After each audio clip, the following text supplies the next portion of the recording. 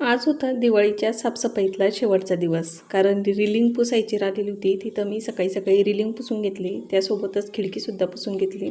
इथं खाली एक स्टोरेज बनवलेलं आहे छोटंसं, तर ते पण पुसून घेतलं. इथं रांगोळीचा डब्बा घासून ठेवलेला आहे, त्याच्यामध्ये रांगोळ्या भरायच्या राहिलेल्या आहे. आणि सगळ्या झाडांना आहे ना लगेच आंघोळ घालून घेतलेली आहे, म्हणजे सगळे झाडं स्वच्छ धुवून घेतलेले आहे. त्याच्यामुळं काय होतं, झाडं एकदम फ्रेश दिसतात.